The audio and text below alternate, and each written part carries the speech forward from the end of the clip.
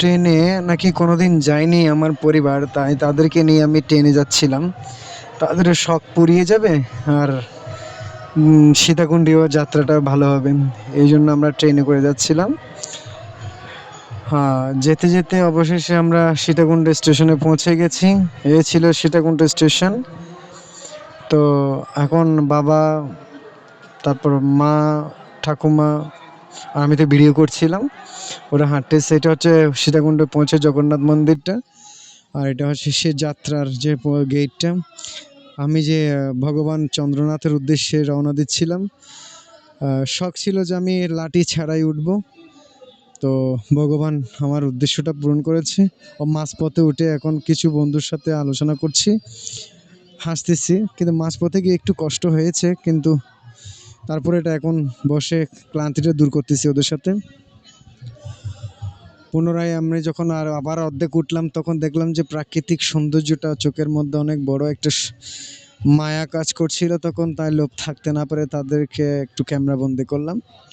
তারপর উঠে গেলাম। প্রথমে উঠে দেখলাম যে ভগবান শিবের দুইটি মন্দির। তো আমি গেলাম একটি একটি করে।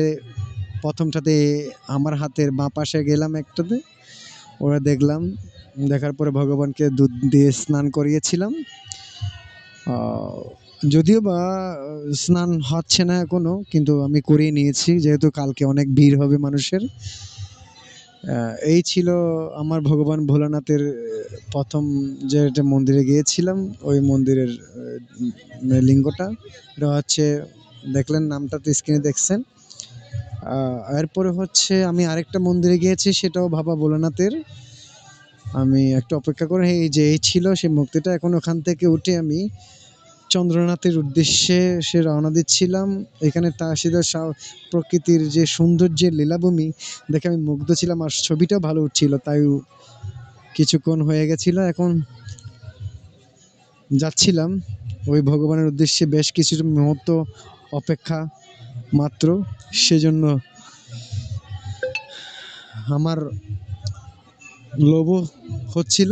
এই ছিল, মানে এই যে কাছাকাছি চলে আসছি, এগুলো পার হলেই যেন ভগবান চন্দ্রনাথের সেই মন্দিরের গেটটা দেখা যাবে। বন্ধুরা, দেখাতে যাচ্ছি, একটু অপেক্ষা করুন। এই যে এটা ছিল হচ্ছে চন্দ্রনাথের গেট, আর এটা হচ্ছে বড় প্রশস্ত একটা, কত সুন্দর একটা দৃশ্য উপর থেকে দেখে আমি সত্যি মনোমুগ্ধকর। আর তখন ভাবলাম যে কেন আমি আগে যাইনি। আসলে দেখে তো আমি প্রেমে পড়ে গিয়েছিলাম। আসলে প্রাকৃতিক যে সৌন্দর্যের লীলাভূমি, যে চট্টগ্রামের মধ্যে এমন একটি সৌন্দর্য রয়েছে, যেটা আমার মানে যাওয়া ছিল না, আছে। ভগবানের উদ্দেশ্যে আসা, আর তাকেও দেখে সন্তুষ্ট হয়েছে। যত দূর উঠার পরে, যে এত দূর উঠার পরে যে সব ক্লান্তি আসলে নিজের শরীরটাকে ছেয়ে গিয়েছিল, ওনাকে দেখার পরে যে যবে বুঝতে পারছি যে আমি তাকে এখন দেখব, মনের মধ্যে যেন সব ক্লান্তি দূরীভূত হয়ে একদম মনের মধ্যে একটা প্রশান্তি কাজ করছিল।